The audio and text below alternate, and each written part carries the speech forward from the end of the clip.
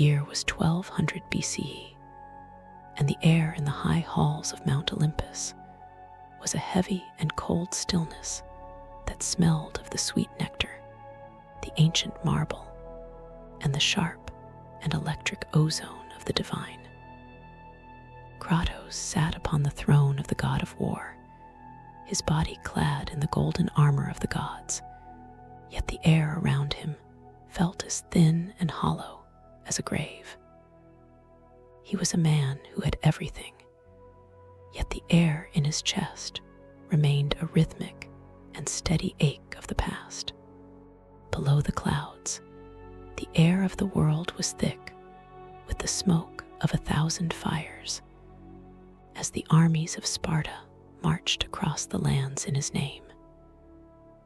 Kratos watched them with an air of a dark and brooding pride, his breath a low vibration in the silence of the palace.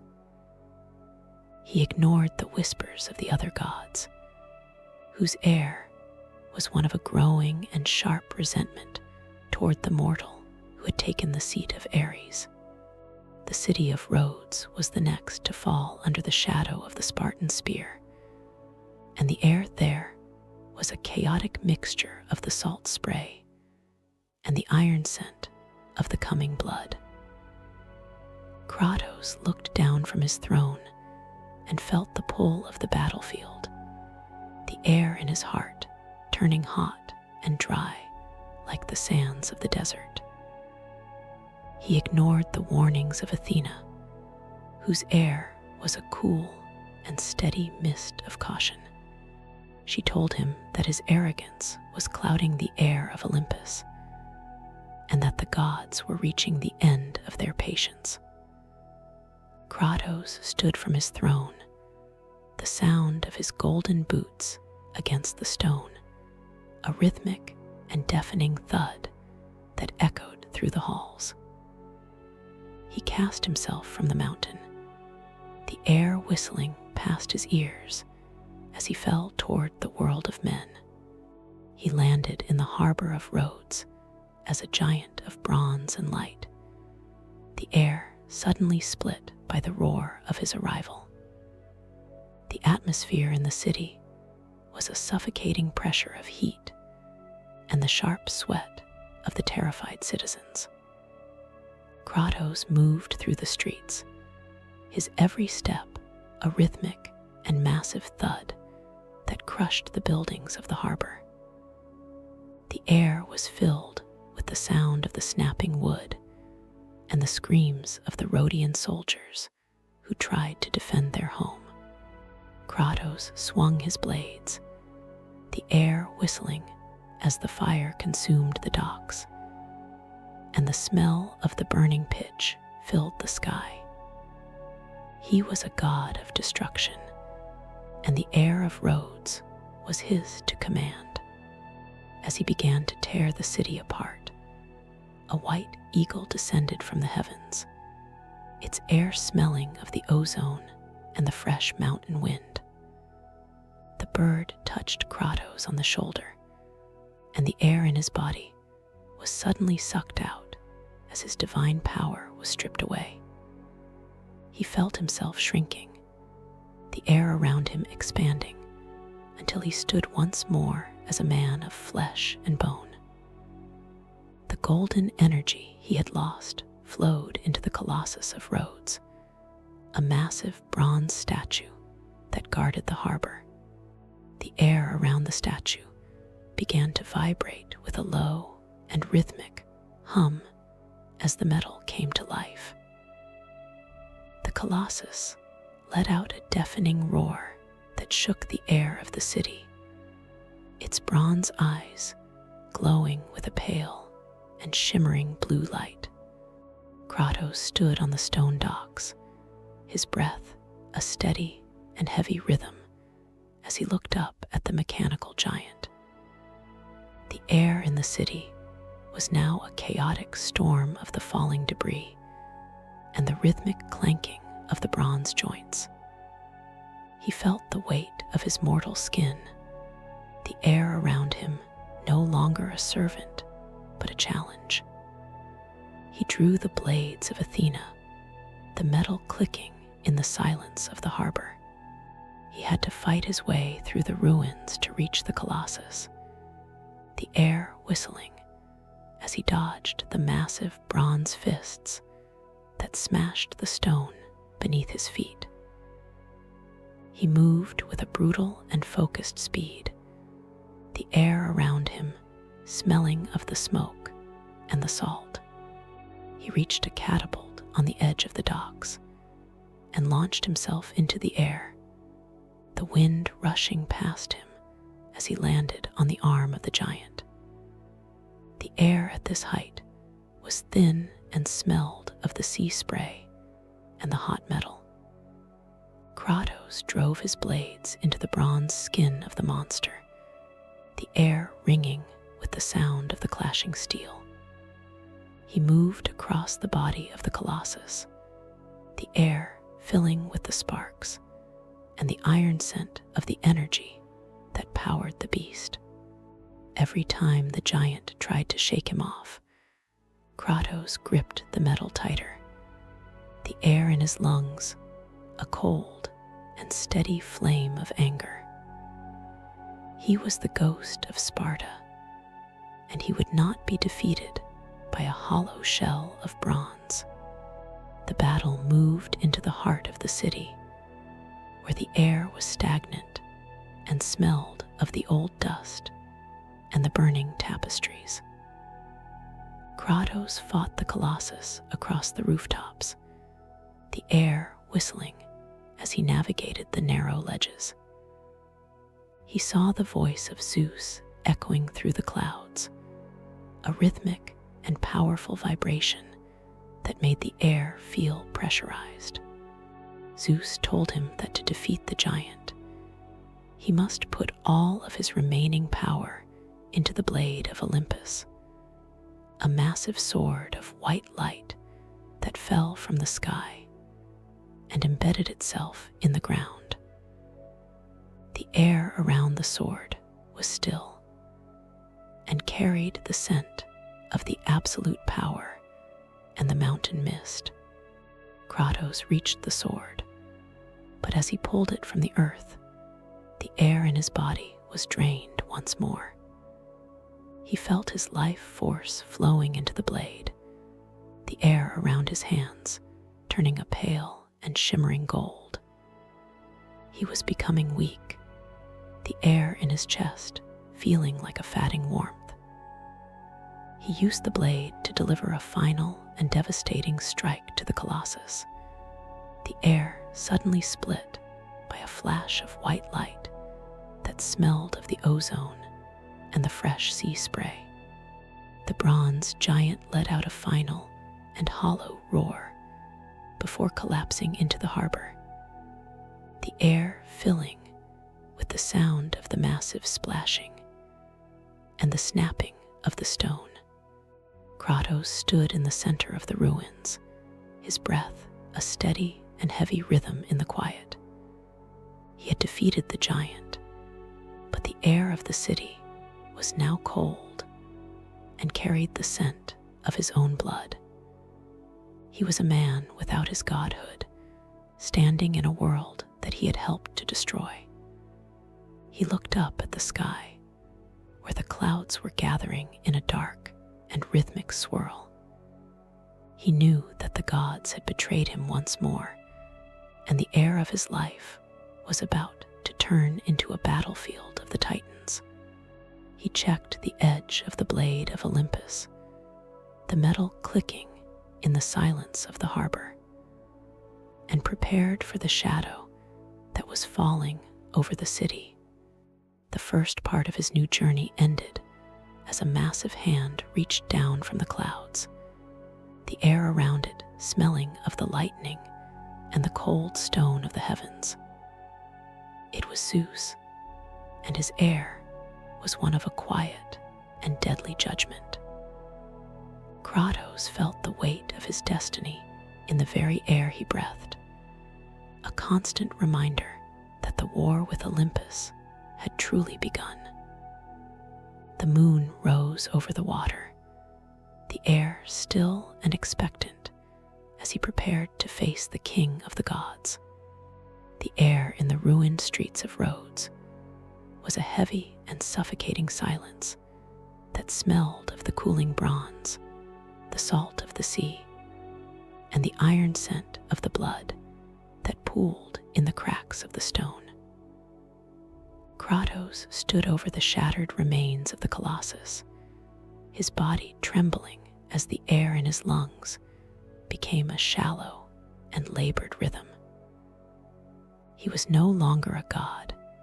He was a mortal man whose skin was once again the color of the ash. The blade of Olympus lay at his feet, its white light fading into a pale and shimmering gray that smelled of the spent ozone. He reached for the sword, but the air around him suddenly turned cold and pressurized, carrying the scent of the lightning and the ancient power of the heavens. Zeus descended from the clouds, his air one of a quiet and terrifying judgment that made the very stones of Rhodes vibrate. The king of the gods looked down at Kratos, his voice a low and rhythmic thunder that echoed through the ruins. He spoke of the arrogance of the Spartan and how the air of Olympus could no longer tolerate a god who sought to rule through blood and fire. Kratos looked up, his breath a ragged and defiant sound in the quiet. He refused to kneel, the air in his heart still burning with a fury that even the loss of his godhood could not quench. Zeus picked up the blade of Olympus, the air ringing with a high and rhythmic frequency as the weapon recognized its true master. The betrayal was a sudden and sharp violence. Zeus drove the blade through Kratos' chest. The air in the square suddenly split by a flash of white light that smelled of the scorched earth and the absolute power of the sky. Kratos felt his life force being torn from his body, the air in his lungs becoming a final and whistling sigh. As he died, the air around him turned into a freezing and lightless void that smelled of the funeral pyres and the damp, stagnant water of the deep earth. He was falling once again into the dark, but this time the air carried no hope of a return to the light. He felt the cold hands of the underworld reaching for him, the air thick with the rhythmic moaning of the lost souls. But as he tumbled through the abyss, the air began to change. The freezing void was replaced by a warm and rhythmic vibration that felt like the heartbeat of the earth itself. A voice emerged from the shadows, a sound that was deep and resonant, smelling of the fresh soil, the ancient roots, and the damp moss of the first forests. It was Gaia, the mother of the Titans, and her air was one of a maternal and steady power. She told Kratos that his journey was not meant to end in the silence of the grave. She spoke of the war between the Titans and the gods, the air in the darkness, filling with the sense of the ancient battles when the world was still young and wild. Gaia healed the wound in Kratos' chest, the air around his skin glowing with a soft and green light that smelled of the spring rain. She told him that there was a way to change his fate and to take his revenge on Zeus. He had to find the Sisters of Fate, the only beings who could control the threads of time and return him to the moment of his betrayal. The air in the depths of the earth became thick with the scent of the mountain mist and the hope of a new war. Kratos felt his strength returning, the air in his lungs a cold and steady flame once more. He rose from the hands of the Titan, the air whistling as he prepared to climb out of the pits of Hades for the second time. He emerged from the underworld on the back of Pegasus, a magnificent stallion whose wings beat the air with a rhythmic and powerful force. The air at this height was thin and freezing, smelling of the clouds and the distant sea spray. Kratos felt the wind against his face, a constant and abrasive reminder that he was alive. Gaia guided him toward the island of creation, a place where the air was old, and carried the scent of the beginning of the world. As he flew through the sky, he was attacked by the dark ravens of Olympus, their air thick with the scent of the rotting feathers and the cold iron of their claws. The battle in the air was a chaotic roar of the wind and the rhythmic flapping of the wings. Kratos used the blades of Athena to clear the sky, the air whistling as he swung from the back of the Pegasus to strike at the riders. He felt the electric ozone of the lightning that Zeus threw from the heights, the air around him turning hot and pressurized. He managed to steer the horse through a massive cavern in the side of a mountain, the air inside stagnant and smelling of the old dust and the damp stone. This was the entrance to the lair of Typhon, a titan who had been imprisoned in the ice since the end of the Great War. Inside the cavern, the air was a freezing and blinding wall of snow that smelled of the ancient frost and the sulfur of the deep earth. Typhon's breath was a constant and rhythmic gale that threatened to push Kratos into the abyss. Kratos moved through the ice, the air in his chest feeling like a mountain of lead. He found the Prometheus, a titan who was being tortured by the gods, his air one of a silent and eternal agony that smelled of the charred meat and the smoke. Kratos released the titan into the fires, the air suddenly filled with a flash of red light that smelled of the scorched earth. This act granted him the rage of the Titans, and the air around him began to vibrate with a new and fiery power. With the fire of the Titans in his blood, Kratos confronted Typhon, the air in the cave turning hot and smelling of the burning oil. He blinded the Titan and took the Typhon's bane, a bow of wind and ice that hummed with a rhythmic and sharp frequency. The air in the cavern became a servant to his will, allowing him to clear the path and return to his Pegasus. He felt a sense of grim determination.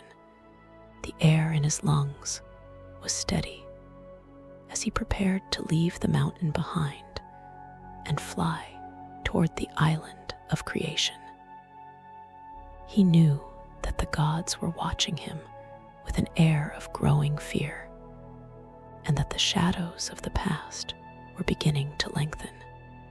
The second part of his journey ended as he broke through the clouds and saw the island of creation in the distance.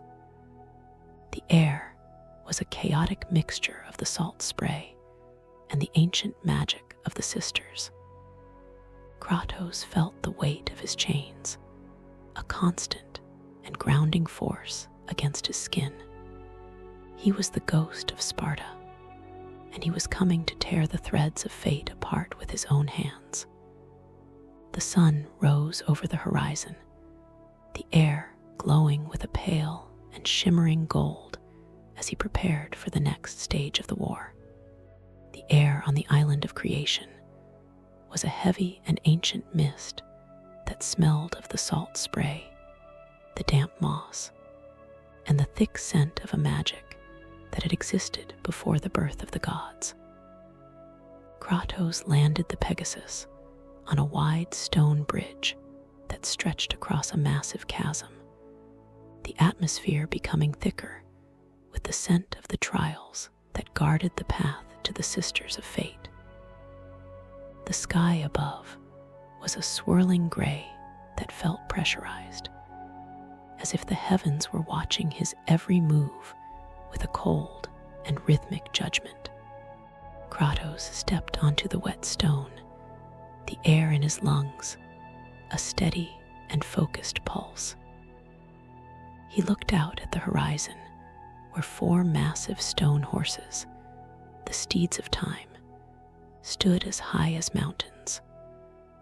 Their air, one of a quiet and eternal power that smelled of the cold iron and the mountain wind.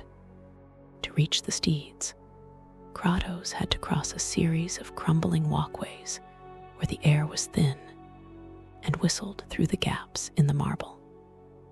He encountered the undead legionnaires of the island, their armor clattering in the silence, the air filling with the iron scent of their dark energy. He moved with a brutal and calculated speed, the air whistling as his blades found the soft tissue of the monsters. He reached a massive courtyard where the air was stagnant and smelled of the old dust and the copper tang of the blood. He fought a group of harpies that descended from the mist, their shrieks a sharp and rhythmic sound that echoed off the high walls. Kratos used the Typhon's bane to strike them from the sky, the air ringing with the sound of the wind arrows. The path to the steeds of time was blocked by a massive stone gate that required the keys of the 4 elements.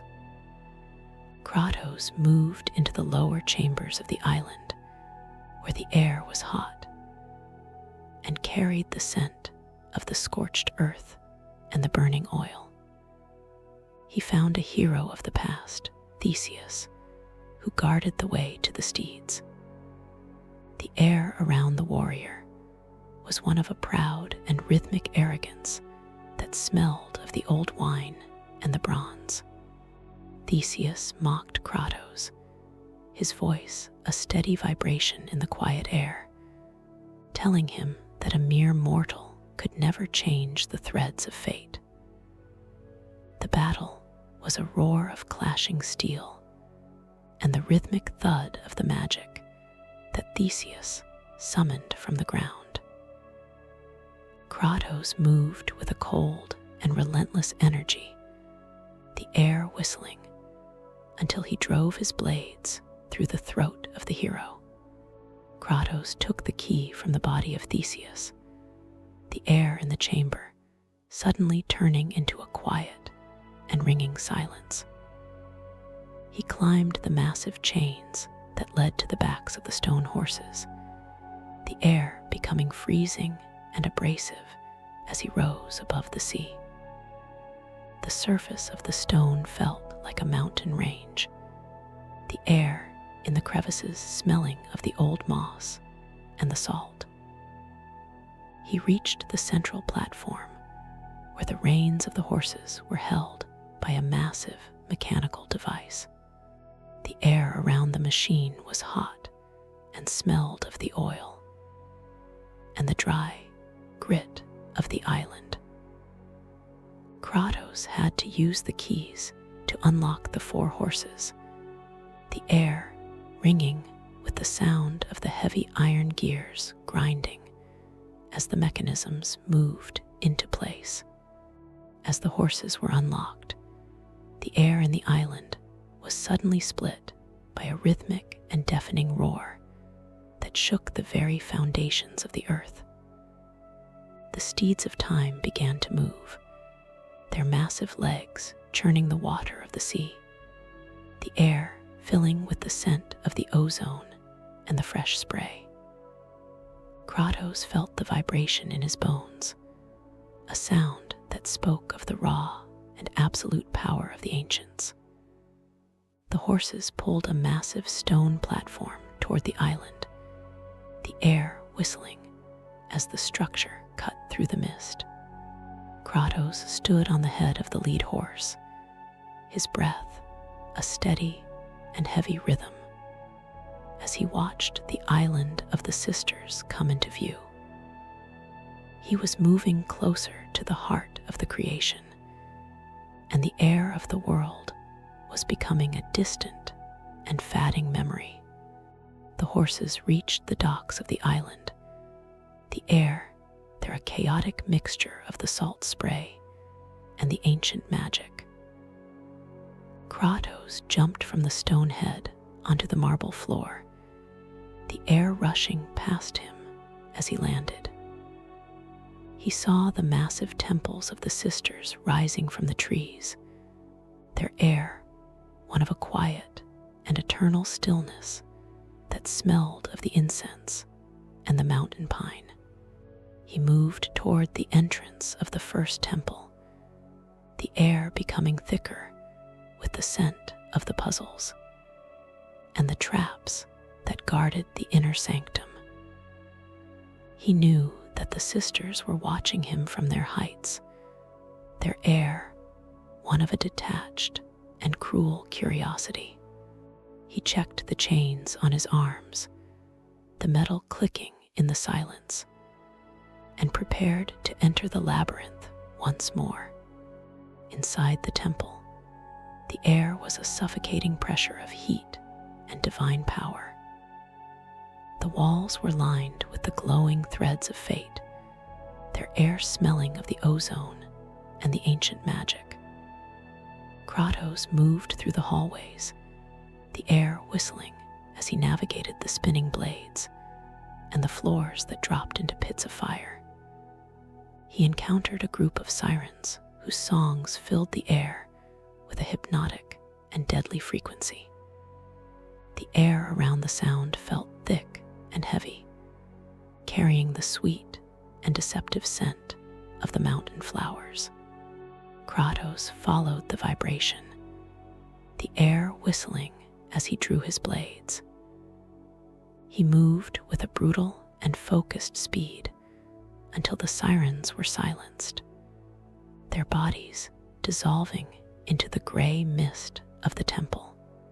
He reached a central chamber where a massive stone dial sat in the center of the floor.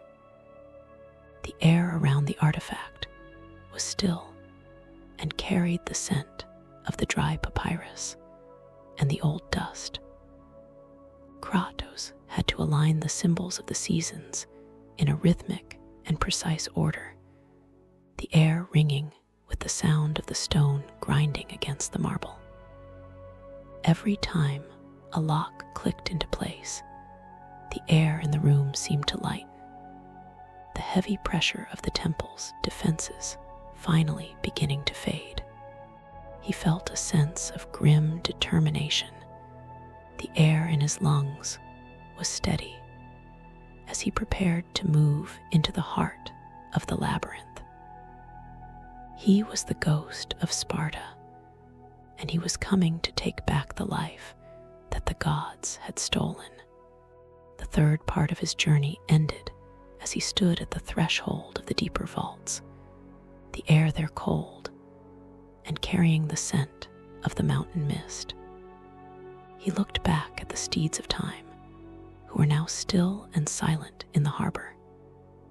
The air was a chaotic mixture of the salt spray and the ancient magic of the island. Kratos felt the weight of his chains, a constant and grounding force against his skin. He knew that the road ahead would be paved with the bodies of his enemies and the broken promises of the gods. The moon rose over the water, the air still and expectant as he prepared to enter the dark. He took a deep breath, the air filling his lungs with the scent of the ancient dust and the promise of a power that could change the past. He checked the edge of his blades, the metal clicking in the silence, and stepped into the shadows of the temple.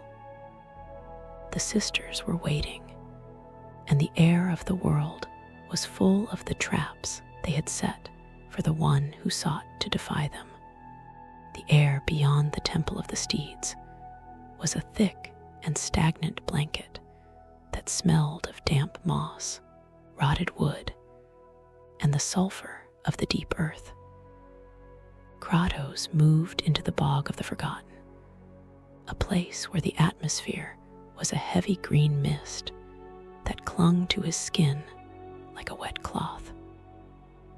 The ground beneath his boots was a soft and rhythmic sucking of the mud, the air filled with the constant drone of the insects that lived in the shadows. He saw the remains of ancient warriors sinking into the swamp, their air one of a quiet and eternal decay. The sky was a pale and sickly gray, the sun a distant and flickering ghost behind the canopy of the dead trees. Kratos pushed through the tall reeds, the air in his lungs a steady and focused pulse of anger, as he navigated the treacherous path toward the heart of the mire. He reached a wide clearing where the air was suddenly split by the sound of a heavy and rhythmic gallop. Out of the mist emerged a spectral horse and its rider, a massive figure whose air was one of a cold and ancient hatred that smelled of the funeral pyres and the old blood. It was the barbarian king, the man Kratos had killed years ago to save his own life.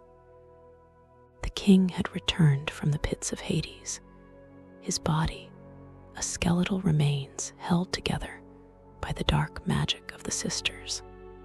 He spoke with a voice that was a low and raspy vibration in the quiet air, telling Kratos that the cycle of their war would finally end in the mud of the bog. The air in the clearing turned hot and pressurized as the king summoned the souls of his fallen army, their air one of a dry and hollow hunger. The battle with the barbarian king was a roar of clashing steel and the rhythmic thud of the magic that shook the ground. Kratos moved with a brutal and calculated speed, the air whistling as the blades of Athena cut through the spectral warriors. He felt the heat of the king's hammer, the sound of the impact against the stone, a rhythmic and deafening crash. The air was filled with the scent of the sulfur and the iron scent of the dark energy that animated the dead.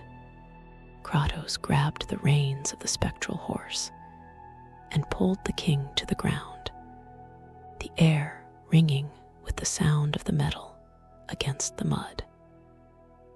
He took the massive hammer from the hands of his enemy and used it to deliver a final and devastating blow, the air suddenly turning into a quiet and ringing silence as the king was scattered back into the dark. Kratos stood in the center of the clearing, his breath a steady and heavy rhythm as he looked at the barbarian hammer in his hands. The air around the weapon was still and carried the scent of the cold iron and the mountain mist. He felt a sense of grim satisfaction. The air in his lungs was full of the strength of the enemy he had overcome. He moved deeper into the bog, the air becoming cooler and smelling of the fresh water from a hidden stream. He encountered the Uriel, a massive gorgon whose air was a cold and suffocating mist that smelled of the damp stone. Her hissing was a sharp and rhythmic sound that made the air in the chamber vibrate with a lethal frequency. Kratos fought the beast in her temple, the air whistling as he avoided her petrifying gaze until he tore her head from her shoulders. With the head of the Gorgon and the hammer of the king, Kratos reached the edge of the bog where a massive stone elevator waited. The air around the machinery was hot and smelled of the oil and the dry grit of the island. He had to use the weight of the hammer to trigger the mechanism, the air ringing with the sound of the heavy iron gears grinding as the platform began to move. He rose above the mist of the swamp, the air becoming thinner and carrying the scent of the high clouds. He saw the great chasm in the distance, a massive rift in the earth where the air was a constant and rhythmic roar of the wind. Kratos felt a sense of anticipation. The air in his chest was steady as he prepared to cross the abyss and find the path to the sisters. He reached the edge of the chasm and found a man whose air was one of a quiet and eternal suffering. It was Icarus, the one who had built wings to fly to the sun. The man was mad, his voice a high and rhythmic shrieking in the wind as he tried to keep Kratos from taking his wings. The two fell into the abyss together, the air rushing past them as they fought in the void. Kratos moved with a brutal and focused speed, the air whistling as he tore the wings from the back of the old man. He watched as Icarus fell into the dark, the air carrying no mercy for the broken. Kratos used the wings to glide across the chasm, the air filling with the rhythmic flapping of the feathers and the scent of the mountain pine.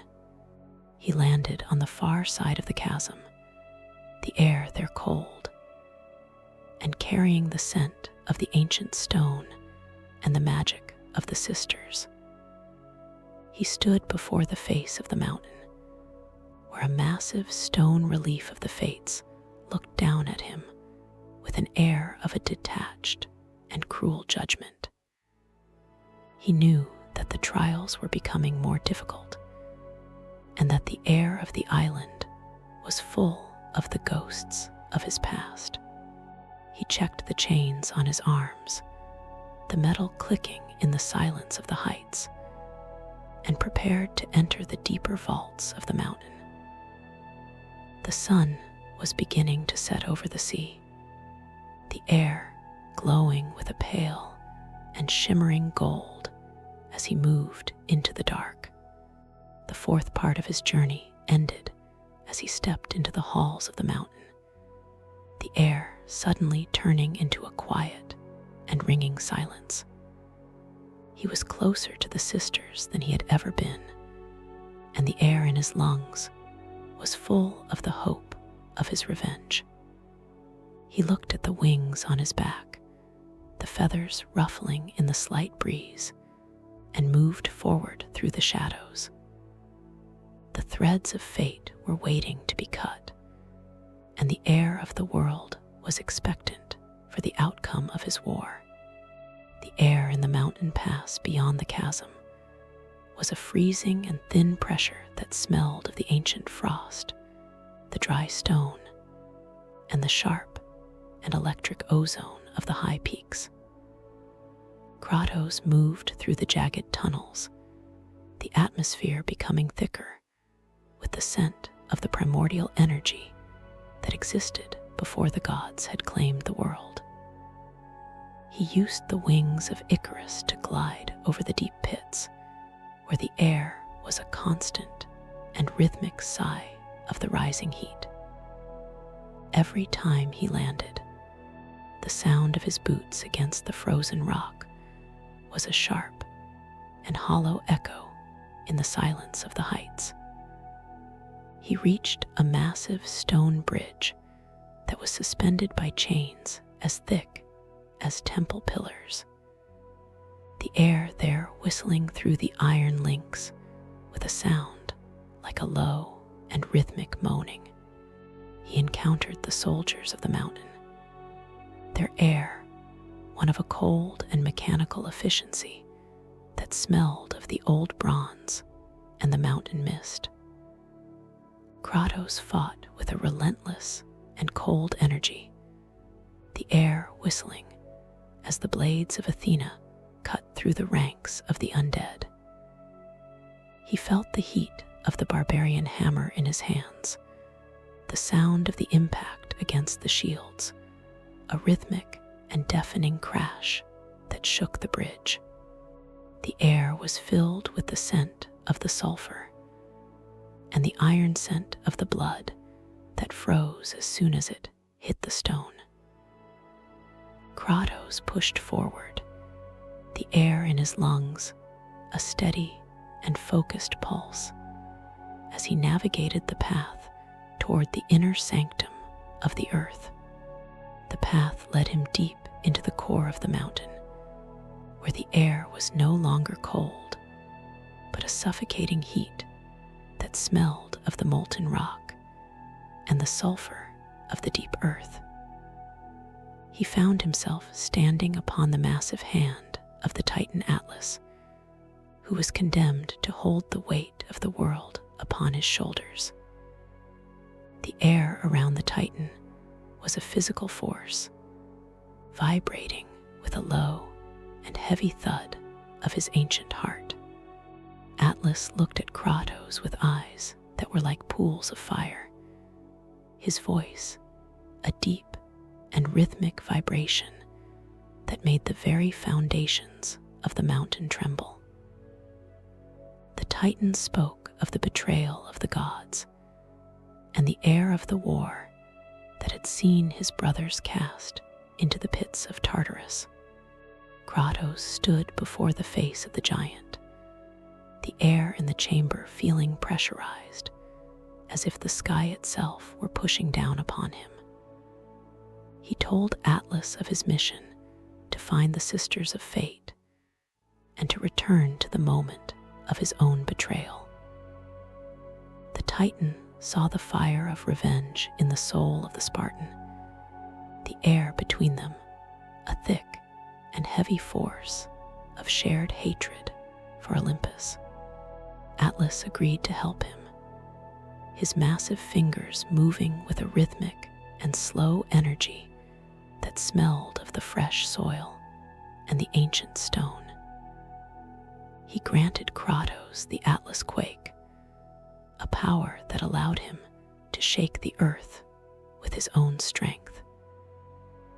The air in the chamber suddenly split by a rhythmic and deafening roar as the Titan lifted Kratos back toward the surface of the island. Kratos emerged from the depths of the mountain and found himself in the Palace of the Fates, where the air was a sudden and strange stillness that smelled of the incense, the dried lilies, and the beeswax of 1,000 candles. The atmosphere inside was heavy with the scent of a magic that controlled the flow of time itself. He moved through the grand hallways, where the walls were lined with the glowing threads of the lives of men, their air smelling of the ozone and the ancient papyrus. He had to navigate a series of rhythmic and complex puzzles involving the movement of massive stone statues and the alignment of the light. The air rang with the sound of the iron gears grinding, a sharp and repetitive noise that echoed in the quiet of the palace. He reached a central garden where the air was a pale and shimmering gold, carrying the scent of the mountain pine and the fresh water of a fountain. In the center of the garden, he found a group of guardians whose air was one of a silent and eternal watchfulness. Kratos fought with a brutal and focused speed, the air whistling as his blades found the hearts of the stone warriors. He felt the weight of his destiny in the very air he breathed, a constant reminder that the sisters were watching his every move. He delivered a final and devastating strike, the air suddenly turning into a quiet and ringing silence as the last of the guards fell. He was closer to the inner sanctum than any mortal had ever been, and the air in his lungs was full of the hope of his victory. The fifth part of his journey ended as he stood before the doors of the inner chamber, the air there cold and carrying the scent of the mountain mist. He looked back at the mountains of the Titan, the air a chaotic mixture of the smoke and the distant salt of the sea.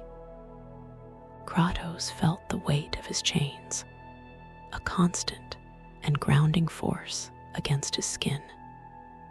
He knew that the sisters were the final obstacle between him and the change he sought to bring to the world. The moon rose over the island, the air still and expectant as he prepared to enter the presence of the ones who controlled the threads of fate. He checked the edge of his blades, the metal clicking in the silence, and stepped into the dark.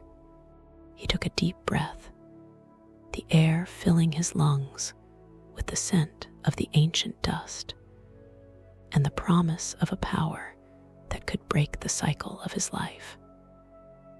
The journey was reaching its peak, and the air of the world was waiting for the sound of the first thread being cut. Kratos moved forward through the shadows, his heart a rhythmic and steady drum of war. The air on the high balconies of the Palace of the Fates was a freezing and violent wind that smelled of the high clouds, the ancient stone, and the sharp and electric ozone of the magic that held the island together. Kratos stepped out onto the wide stone walkways, the atmosphere becoming thinner, and carrying the scent of the gray mist that clung to the jagged peaks. Far below, the sea was a dark and rhythmic churn of white foam against the cliffs. Kratos felt the weight of the wings on his back, the feathers ruffling in the gale, and the air in his lungs was a cold and steady pulse. He was standing at the threshold of the sisters' lair, but the gods had placed one final guardian in his path to ensure the threads of fate remained uncut. A massive shadow rose from the depths of the ocean, the air suddenly turning heavy and smelling of the rotting kelp, the salt spray, and the deep ocean rot. It was the Kraken, a beast of the old world whose air was a suffocating pressure of hatred and hunger. Its massive tentacles wrapped around the stone pillars of the palace, the sound of the marble cracking a rhythmic and deafening roar that shook the very foundation of the mountain. The air in the arena was a chaotic storm of the ink and the seawater, making every breath a struggle against the density of the mist. Kratos stood his ground, the air whistling as he drew the blades of Athena, the metal glowing with a pale and shimmering blue light in the dimness of the storm. The battle with the Kraken was a struggle of pure and raw determination. Kratos moved with a brutal and focused speed, the air rushing past him as he jumped between the platforms. He used the blades to sever the limbs of the beast, the air filling with the scent of the dark blood and the iron scent of the sea. The kraken struck with a rhythmic and massive force, its tentacles smashing the stone walkways into dust. Kratos felt the heat of the fire in his heart, the air in his chest turning hot and dry as he activated the rage of the Titans. He moved through the chaos, the air barely stirred by his movements, until he found the mechanism that controlled the massive bridge. He drove a jagged piece of the stone through the head of the monster, the air suddenly turning into a quiet and ringing silence as the beast fell back into the abyss. With the guardian defeated, a bridge of light extended from the palace toward the inner sanctum of the sisters. The air around the bridge was still and carried the scent of the mountain mist and the absolute power of the ancients. Kratos walked across the shimmering path, the air in his lungs feeling like a mountain of ice. He reached the massive doors of the loom chamber, the air there cold and carrying the scent of the old dust and the beeswax of the candles. The atmosphere inside was a sudden and strange peace that smelled of the incense and the dried lilies. He saw the first of the sisters, Lachesis, sitting upon a throne of golden threads, her air one of a quiet and rhythmic arrogance. Lachesis spoke to Kratos, her voice a cool and steady vibration in the quiet air. She told him that the threads of fate were absolute, and that no mortal had the power to change what had already been written. The air in the chamber became pressurized and heavy with the scent of the ozone as she rose from her throne. She moved with a rhythmic and graceful energy, her staff whistling through the air as she launched bolts of green energy. Kratos met the strikes with a roar, the air ringing with the sound of the bronze clashing against the magic. He moved with a cold and relentless focus, the air around him a blur of fire and white-hot energy as he fought to reach the loom. As the battle intensified, the second sister, Atropos, emerged from the shadows of the mirrors that lined the walls. Her air was one of a sharp and ancient cruelty that smelled of the dry papyrus and the old bone. She grabbed Kratos and pulled him through one of the mirrors, the air suddenly shifting into the past. Kratos found himself back on the blade of the giant's sword in Athens, the air smelling of the smoke and the salt spray of his battle with Ares. Atropos attempted to destroy the blade of the gods before Kratos could use it, her air one of a frantic and rhythmic desperation. Kratos fought her on the edge of the sword, the air whistling as he protected the weapon that had given him his first victory. He threw the sister back through the portal, the air suddenly turning into a quiet and ringing silence as he returned to the loom chamber. The two sisters joined forces, their air a chaotic mixture of the green and gold energy. They moved through the mirrors, attacking Kratos from all sides with a rhythmic and deadly precision. The air in the room was a blur of movement and sound, the scent of the sulfur and the ozone filling every corner. Kratos used the power of the gods to freeze the air around the mirrors, the sound of the glass shattering a sharp and hollow echo in the chamber. He trapped the sisters within the shifting reflections. The air suddenly split by a flash of white light as he sealed them away. The sixth part of his journey ended as he stood alone in the loom chamber, his breath a steady and heavy rhythm in the quiet. He had defeated the first two sisters, and the air in the room was now still and carried the scent of the victory. He looked at the massive loom that sat at the end of the hall, the threads of the lives of men glowing with a pale and shimmering light.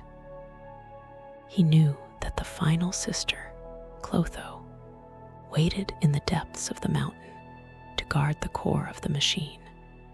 The moon was bright over the island, the air still and expectant as he prepared to descend into the heart of the loom.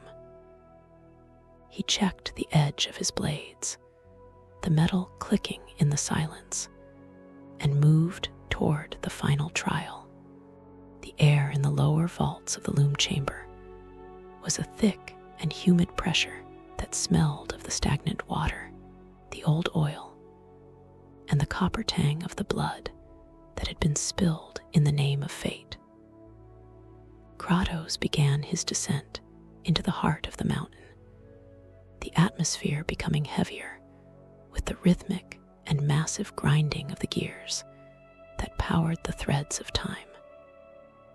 The walls were wet with the condensation of the deep earth, the air carrying the scent of the damp moss and the cold stone.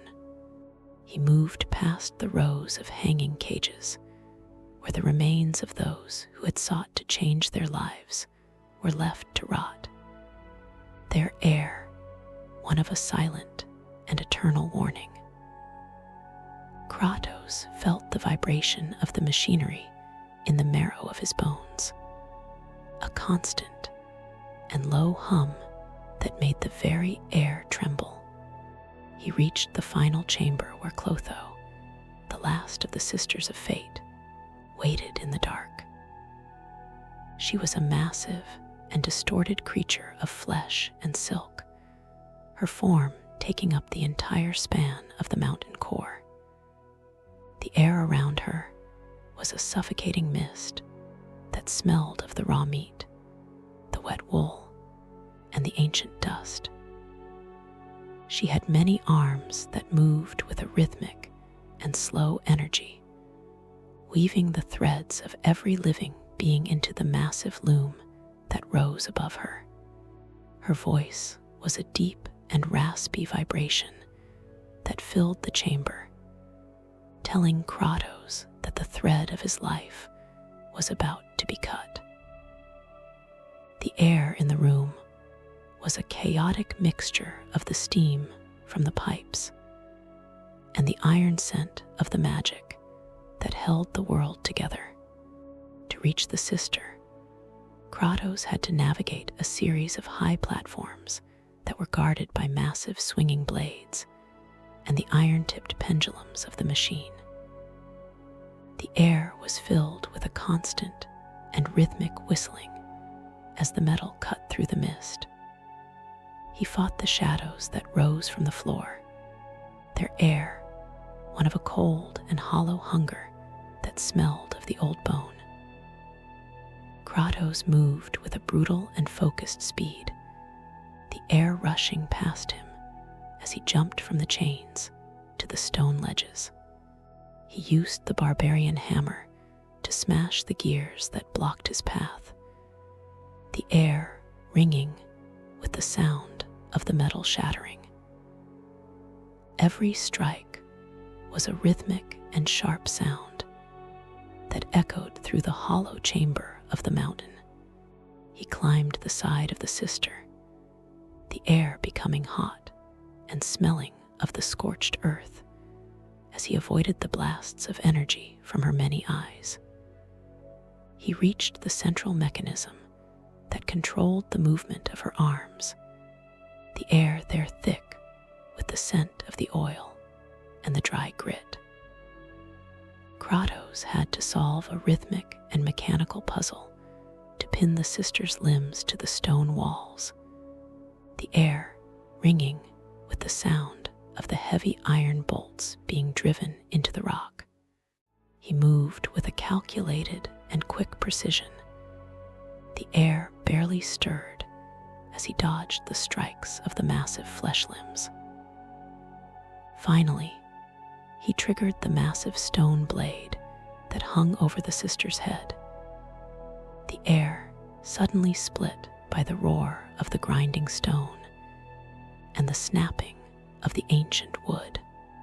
The death of Clotho caused the air in the chamber to clear of the oppressive heat, replaced by a pale and shimmering blue light that smelled of the fresh sea spray and the ozone.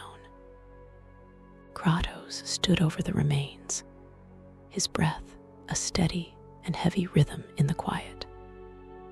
He was now the master of the loom of fate, and the air in his lungs felt like a mountain of ice. He walked toward the threads of his own life, the air around the glowing silk vibrating with a low and rhythmic hum.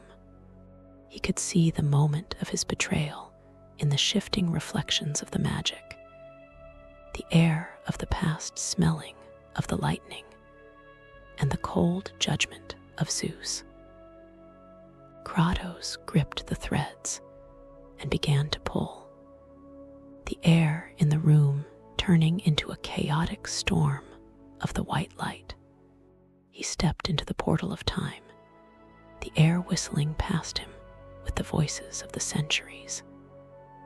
He found himself back in the ruins of Rhodes, the air smelling of the smoke and the iron scent of his own blood. He saw the younger version of himself standing before Zeus, the air around the king of the gods, carrying the scent of the absolute power. Kratos moved with a cold and relentless energy. The air barely stirred as he tackled Zeus and tore the blade of Olympus from his hands. The air in the square was suddenly split by a flash of white light that smelled of the scorched earth as the two began their final battle. Zeus looked at him with an air of a sudden and sharp surprise, the air between them a physical wall of hatred. The confrontation was a roar of clashing steel and the rhythmic thud of the divine energy that shook the very foundations of the city. Kratos used the blade of Olympus to strike at the king of the gods, the air whistling with every swing. Zeus countered with the lightning of the heavens, the air turning hot and pressurized with the scent of the ozone. They moved through the ruins of Rhodes, the air a blur of movement and sound as the fire consumed the last of the buildings. Kratos felt the heat of the fire on his skin, but the air in his heart remained a cold and steady flame of revenge. He was no longer the pawn of the gods. He was the one who had broken the threads of fate to take back his life. The seventh part of his journey ended as Kratos drove the blade through the hands of Zeus, the air suddenly turning into a quiet and ringing silence. He had the king of the gods at his mercy, and the air in the city was still and expectant. He looked into the eyes of his father, the air between them thick with the scent of the blood and the ancient betrayal. He knew that the end of the war was only moments away, and that the air of Olympus was about to change forever. Kratos checked the edge of the blade, the metal clicking in the silence of the ruins, and prepared to deliver the final strike. The air in the ruins of Rhodes was a thick and pressurized heat that smelled of the ozone, the scorched stone, and the iron scent of the blood of a god. Kratos stood over Zeus, the blade of Olympus, glowing with a white and blinding light that pulsed in a steady and rhythmic frequency. The king of the gods was pinned to the earth, his air one of a sudden and sharp desperation that smelled of the lightning and the cold mountain mist. Kratos raised the sword, the air whistling as the weight of the ancient metal prepared to descend and end the reign of the heavens. He felt a sense of grim and final triumph. The air in his lungs was a cold flame that had burned through the threads of time to reach this moment. Just as the blade began its descent, a blur of golden light and white robes moved through the air, carrying the sweet perfume of the dried lilies and the incense of the temples. It was Athena, the goddess of wisdom, whose air was a cool and frantic shield between the father and the son. She threw herself onto the blade, the air suddenly split by a rhythmic and sickening sound of the metal piercing the divine flesh. Kratos froze, the air in his chest becoming a shallow and ragged rhythm of shock. He watched as the golden ichor of the goddess spilled onto the gray dust of the city, the scent of the honey and the ozone filling the square. The death of Athena was a quiet and heavy vibration in the stillness of the ruins. She looked at Kratos with eyes that were full of a rhythmic and fatting light, her voice a low and steady whisper in the air. She told him that Zeus was not just his enemy, but the father of the gods and the one whose life held the air of Olympus together. She spoke of the cycle of the sons killing the fathers, a story as old as the earth itself. Kratos felt the weight of her words in the very air he breathed, a constant and grounding force of a truth he had sought to ignore. As she dissolved into a cloud of glittering green dust, the air in the city turned into a quiet and ringing silence. Zeus used the moment of the goddess's sacrifice to escape back to the heights, the air around him turning into a sudden and violent bolt of lightning that smelled of the scorched earth. Kratos stood alone in the ruins, the blade of Olympus heavy in his hands, the air around him carrying the scent of the blood and the salt spray of the sea.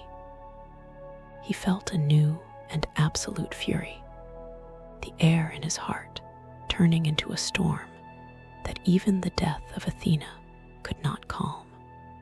He looked up at the peaks of Mount Olympus, where the air was turning a dark and bruised purple with the coming judgment. He knew that the gods would never grant him the peace he sought, and the air of the world was now a call to a final and total war. He returned to the loom of fate, the air there still, and carrying the scent of the ancient magic and the mountain mist. He stood before the glowing threads of the past, the air around the machine vibrating with a low and rhythmic hum. Kratos realized that to defeat the gods, he needed more than just the power of a man. He needed the strength of the ones who had ruled the world before the birth of Zeus. He reached into the threads of the great war, the air in the chamber suddenly turning into a chaotic roar of the wind and the fire. He saw the moments when the Titans were cast into the pits of Tartarus, their air one of a silent and eternal agony. Kratos gripped the threads and pulled the Titans through the portals of time. The air in the loom chamber split by the roar of the giants and the rhythmic thud of their massive hearts. Gaia and her brothers emerged from the light, their air smelling of the fresh soil, the ancient stone, and the sulfur of the deep earth. The atmosphere in the temple turned thick and pressurized as the primordial beings filled the space, their presence a physical force that made the mountain tremble. Kratos stood at the center of the storm, his breath a steady and heavy rhythm, as he prepared to lead the charge against the heavens. He was the ghost of Sparta, and he was no longer alone in his hatred. The eighth part of his journey ended as he stood on the back of Gaia, the air around them a chaotic mixture of the clouds and the ozone.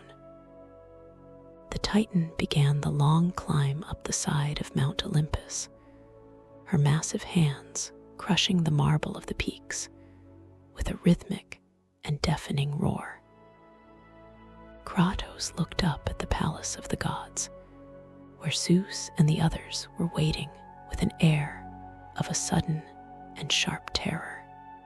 The air in his lungs was full of the hope of a final destruction, and the air of the world was waiting for the sound of the first stone of the mountain falling. He checked the edge of his blade, the metal clicking in the silence, and prepared for the end of the age of the gods. The moon was bright over the world, the air still and expectant as the army of the Titans moved through the sky. Kratos felt the vibration of the march in the marrow of his bones, a constant and low hum of the coming slaughter. He knew that the road ahead would be paved with the bodies of the immortals and the broken pillars of the heavens. He took a deep breath, the air filling his lungs with the smoke and the promise of a revenge that had been centuries in the making. The final war had begun, and the air of Olympus was about to turn into the ash of the old world. The air on the slopes of Mount Olympus was a cold and thinning pressure that smelled of the high clouds, the ancient stone, and the sharp and electric ozone of the divine.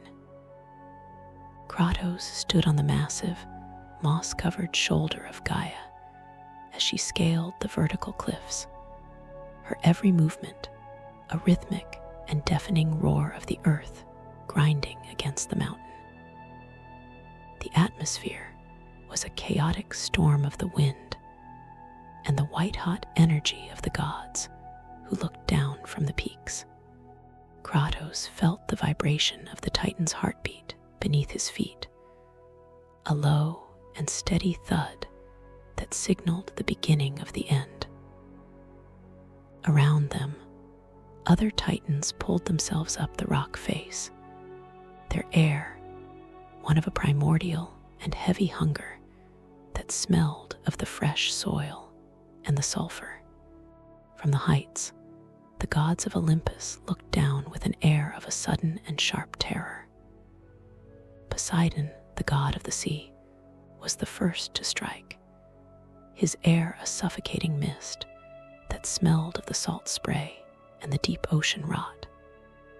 He cast himself from the peak, a bolt of blue energy that hit the water below with a rhythmic and massive explosion.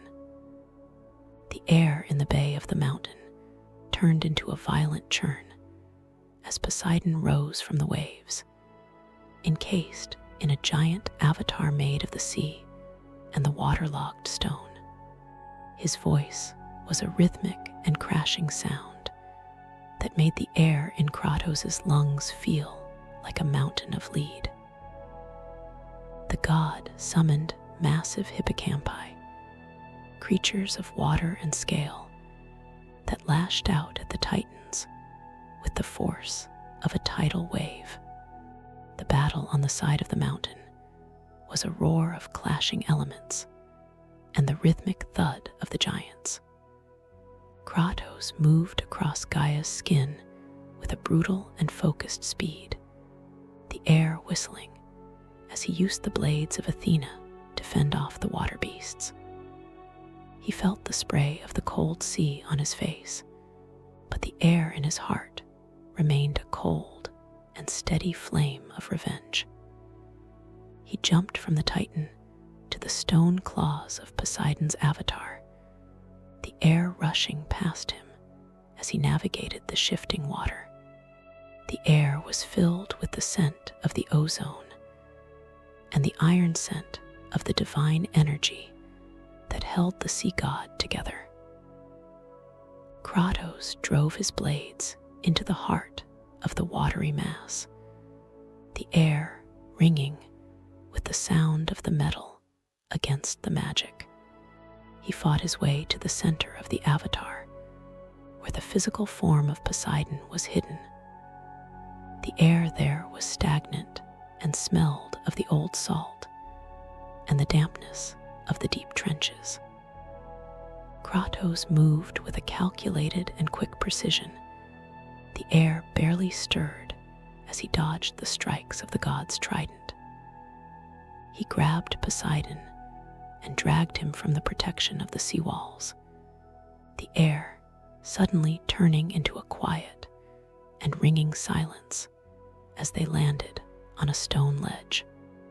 The confrontation was a struggle of pure and raw strength, the air filled with the rhythmic sound of the blows.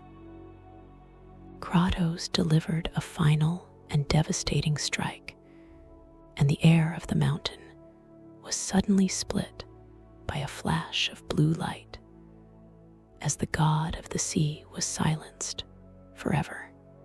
The death of Poseidon caused the air of the world to shift into a chaotic and violent flood. Without the god to hold the water back, the ocean rose up and swallowed the lands below the mountain, the air filling with the scent of the salt and the screams of the drowning. Kratos stood on the ledge, his breath a steady and heavy rhythm as he watched the destruction he had helped to unleash. He felt no mercy. The air in his lungs was full of the purpose of his war. He returned to Gaia's back as she reached the summit of Olympus, the air there thin and carrying the scent of the beeswax and the incense of the palace. He stood before the massive bronze doors of the temple of Zeus, the air around the hilt of the blade of Olympus vibrating with a low and rhythmic hum. Zeus stood at the center of the courtyard, his air one of a quiet and terrifying judgment that smelled of the lightning and the cold mountain mist. The king of the gods looked at the army of the Titans, his voice a low and rhythmic thunder that echoed through the clouds. He raised his hand, and the air was suddenly split by a bolt of white light that struck the ledge where Gaia and Kratos stood. The impact was a rhythmic and deafening roar that shook the very foundation of the heavens. Kratos felt himself falling as the Titan's grip failed, the air rushing past him as he plummeted toward the abyss of the mountain. He saw Gaia trying to hold onto the stone, her air one of a sudden and sharp desperation. The ninth part of his journey ended as Kratos fell into the dark, the air of the peak of Olympus becoming a distant and fading memory. He felt the cold hands of the shadows reaching for him once more, the air thick with the rhythmic moaning of the lost souls. But even as he fell, the air in his spirit chest burned with a fury that the gods could not quench. He looked up at the light of the summit, the air there a pale and shimmering gold, and knew that the final battle for the soul of the world was only beginning. He checked the chains on his arms, the metal clicking in the silence of the fall, and prepared for the landing that would take him back to the pits of the earth. The moon was hidden by the smoke and the clouds, the air still and expectant as the ghost of Sparta returned to the dark. He had killed a god of the sea, and the air of the world was now a testament to his rage. He took a deep breath, the air filling his lungs with the salt, and the promise of a revenge that would see every pillar of Olympus fall into the ash. The air in the pits of the underworld was a thick and freezing fog that smelled of the stagnant river Styx, the old bone, and the copper tang of the millions of souls who had been lost to the flood. Kratos landed in the dark, the atmosphere becoming a suffocating weight that pressed against his mortal skin. He was no longer on the heights of Olympus, and the air in his lungs was a shallow and ragged rhythm of survival. He stood in the gray dust, the air filling with the rhythmic and hollow moaning of the shades who reached out to touch the one who had returned from the light.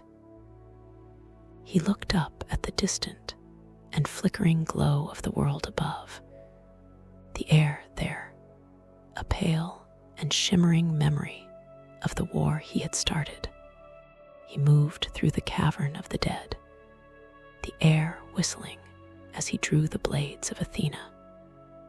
He encountered the soul of the goddess Athena, who appeared as a shimmering green mist that smelled of the ozone and the fresh mountain wind. She told him that to kill Zeus, he must find the flame of Olympus, the source of the power of the gods. The air around her was still and carried the scent of a secret that remained hidden in the shadows of the mountain. Kratos felt a sense of grim determination. The air in his lungs was a cold and steady flame once more. He pushed through the gates of Hades, the air ringing with the sound of the metal against the stone as he fought his way back toward the surface of the earth. The climb back to the light was a struggle of pure and raw fury.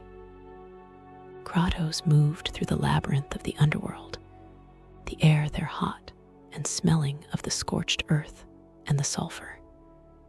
He reached the surface and found the world in a state of absolute and chaotic ruin.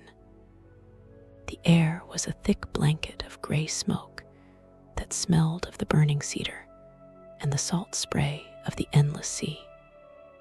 He saw the Titans still fighting on the slopes of the mountain, their air one of a primordial and heavy hunger. Kratos moved with a brutal and focused speed, the air rushing past him as he navigated the path toward the heart of the palace. He reached the flame of Olympus, where the air was a sudden and blinding white light that smelled of the sun and the absolute power. He stood before the flame, the air around the fire vibrating with a low and rhythmic hum that made the very marble of the palace tremble. Inside the flame sat Pandora box, the artifact he had opened years ago to kill Ares. Kratos realized that the power to kill a god was not in the box, but in the hope that had been hidden at the bottom of the container. The air in the chamber turned pressurized and heavy as he prepared to take the strength into his own eyes. He felt the weight of his sins in the very air he breathed, a constant and grounding force of his past.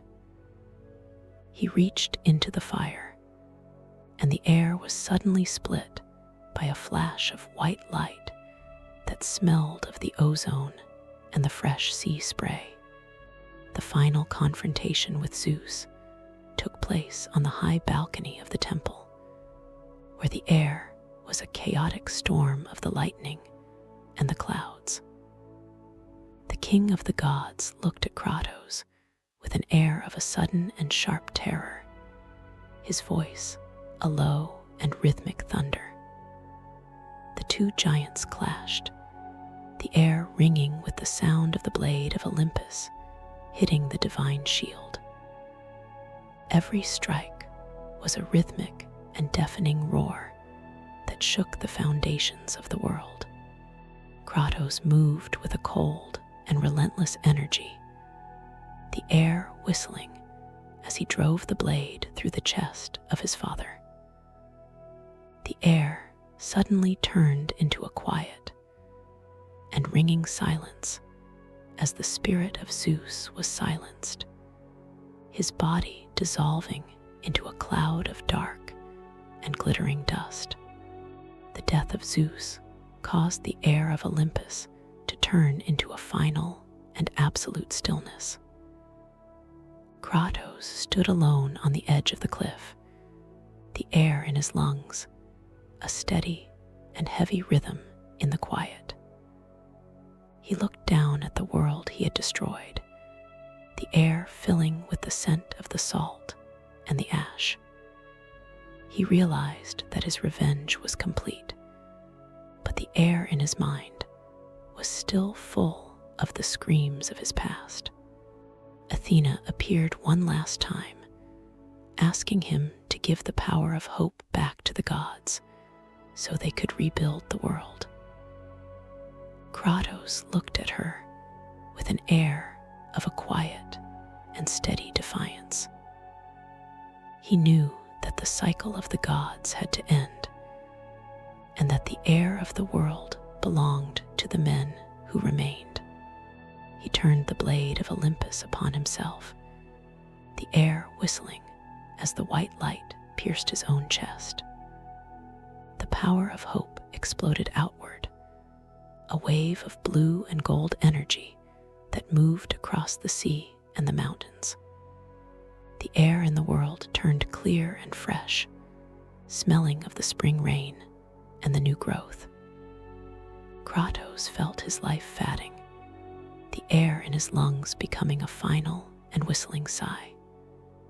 He collapsed onto the stone, the air turning into a quiet and ringing silence as the age of the gods came to close. The moon rose over the water, the air still and expectant as the ghost of Sparta finally found the peace he had sought for so long. The 10th part of his journey ended with the image of a bloodstain on the edge of the cliff, but the body of Kratos was gone. The air of the mountain was cold and carried the salt of the sea and the scent of the dry shrubs. The story of the war was over, but the heir of the world was now a testament to the man who had dared to defy the heavens. He was the master of his own destiny, and the silence of the earth was his only true companion.